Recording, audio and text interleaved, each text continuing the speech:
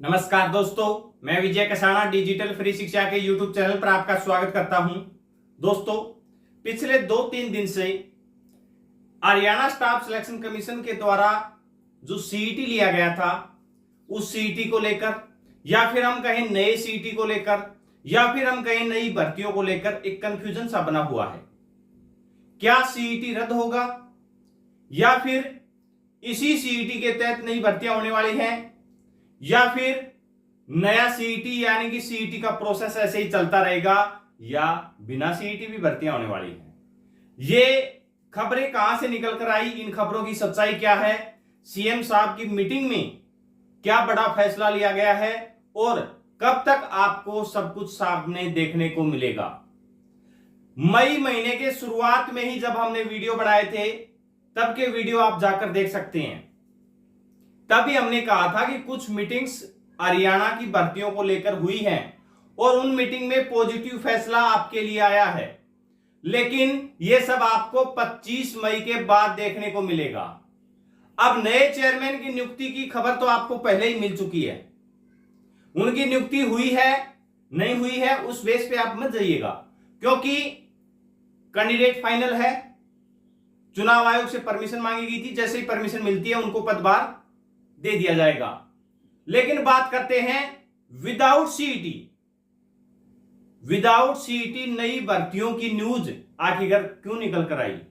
साथियों, आपको पता होगा वो वीडियो हम हमारे टेलीग्राम चैनल पर भी डाल देंगे। कुछ दिन पहले एक वीडियो बनाया गया था हमारे द्वारा, या फिर हम कहें और किसी के द्वारा बनाया गया होगा। इसमें कोई हम ज्यादा श्रेय लेने वाली बात नहीं कर रहे, लेकिन आखिर रास्ता क्या हो सकता है और यह मुद्दा कहां से निकल कर आया, आपको यह जानकारी दे दें कि नए सीएम, जी हां, नए सीएम नायब सिंह जी सैनी की टीम सोशल मीडिया पर बहुत ज्यादा एक्टिव रहती है। जो हमें खबर मिली है उस खबर के हिसाब से आपके साथ जानकारी शेयर कर रहे हैं। जो जो अपडेट उनके पास पहुंच रहे हैं, उन अपडेट के ऊपर फैसले लिए जाएंगे। उनका कुछ परसेंट, बहुत कुछ परसेंट आपको देखने को भी मिला होगा। जो सीएम साहब के साथ एक मीटिंग तो हुई है फायर ऑपरेटर वाले साथियों की, और कुछ मीटिंग्स और भी हुई हैं, लेकिन वो सरकार के अधिकारियों के साथ हुई हैं। सीएम साहब ने कड़े संदेश दिए हैं क्या कि जो भर्तियों का प्रोसेस अटका हुआ था, इसका सॉल्यूशन कैसे किया जा सकता है। ये सीईटी रद्द हो गया नहीं, इसकी बात यहीं से निकल कर आ रही है। उसका क्या सॉल्यूशन होगा वो आगे आपको वीडियो में बताएंगे। तब साथियों, अब जो सीईटी की पॉलिसी बनाई गई है, वो अधिकारी कैसे कह सकता है कि सीईटी पॉलिसी गलत है। लेकिन जो बात कर रहे हैं 15 गुना बुलाने की, यह चर्चा भी हुई है कि 4 गुना बुलाने से यह मसला पैदा हुआ है, तो हम 15 गुना बुला लेते हैं। लेकिन वहां पर यह बात भी रखी गई कि 15 गुना बुलाने से क्या सॉल्यूशन हो जाएगा। जी नहीं, क्यों? सोशियो इकोनॉमिक क्राइटेरिया का जो मसला है, वैसे ये केस का सॉल्यूशन होते ही वो मामला तो हट जाएगा, लेकिन रिजर्वेशन वाला पेच है वो जरूर फंसेगा, फिर फंसेगा, 15 गुना में भी फंसेगा। जैसे 4 गुना बुलाने हैं, उसी प्रकार 15 गुना भी आपको बुलाने पड़ेंगे, वहां भी पॉलिसी अपनानी पड़ेगी, फिर मामला वहां पर फंसता हुआ नजर आएगा। और सीईटी क्वालिफाई होता है तो आपको पता है उसमें ये रिजर्वेशन वाला जो मामला है ये नहीं रहेगा, क्योंकि जो सीईटी क्वालिफाई करेगा वो अगले एग्जाम में बैठेगा। अब मेरे कहने या ना कहने से ना तो सीईटी क्वालिफाई होना, लेकिन हम बात रखते हैं और बात ऊपर तक जाती है। मेरी नहीं, सभी साथियों की बातें ऊपर तक जाती हैं जो आप कोशिश करते हैं। फायर वाले साथियों ने कोशिश की, सीएम साहब के द्वारा उनका बुलाया आया, उनको बुलाया गया। पहली बार हुआ है हरियाणा में ऐसा, जब किसी सीएम ने जो प्रोटेस्ट कर रहे हैं युवा, उनको बुलाया है। उनको क्या कहा है आपको पता होगा। उनको सिर्फ एक बात कही गई है, आप 25 तारीख तक का समय दे दीजिए मुझे, यानी कि 25 मई जब तक वोटिंग होती है तब तक का मुझे समय दे दीजिए, क्योंकि मैं चुनावों में व्यस्त हूं। उसके बाद 26 को ही आपकी भर्तियों के ऊपर कार्य किया जाएगा।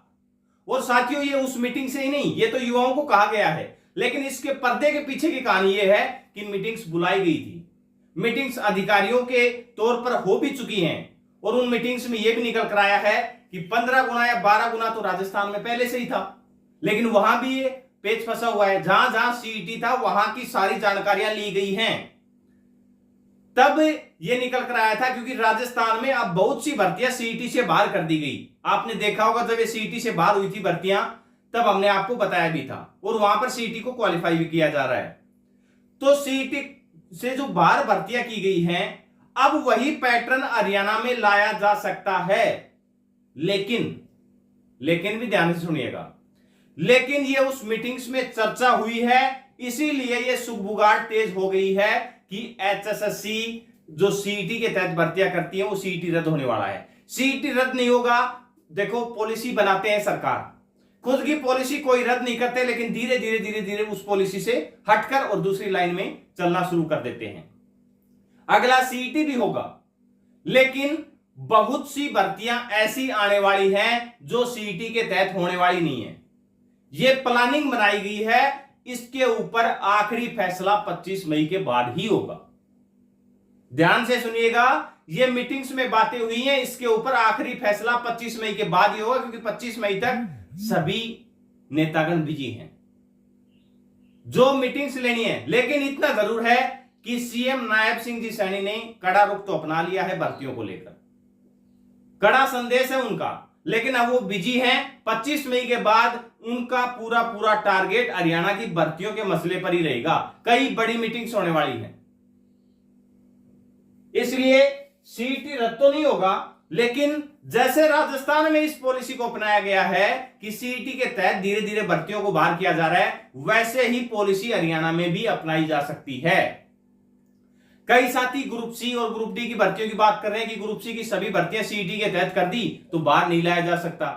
बाहर लाया जा सकता है। आप राजस्थान का उदाहरण देख लीजिए, वहां बहुत सी भर्तियों को, टेक्निकल नॉन टेक्निकल, क्या बहुत सी भर्तियों, क्योंकि धीरे धीरे बाहर कैसे निकला जाए इस जकड़े से, वो पॉलिसियां तैयार कर ली जाती हैं गवर्नमेंट के द्वारा। और इनको पता है कि सीईटी से बाहर कुछ भर्तियां करके 10 से 15,000 जितनी भर्तियां सीईटी से बाहर होंगी, उन भर्तियों को विधानसभा चुनाव से पहले कंप्लीट किया जाएगा और सीईटी के तहत भी भर्तियां आएंगी।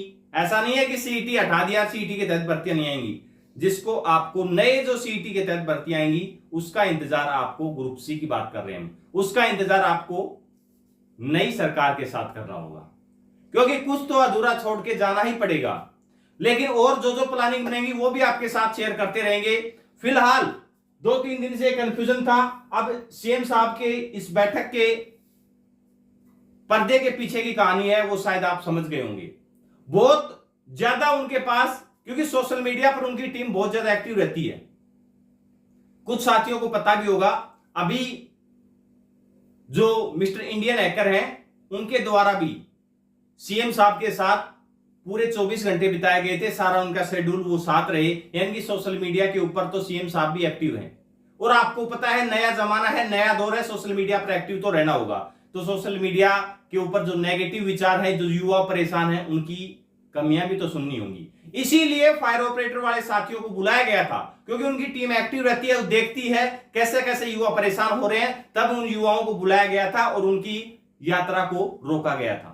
उन्हें 26 मई तक का, यानी कि 25 मई तक आप इंतजार करिएगा, उसके बाद आपका ही काम होगा, आपका ही काम होगा, आप समझ लीजिएगा।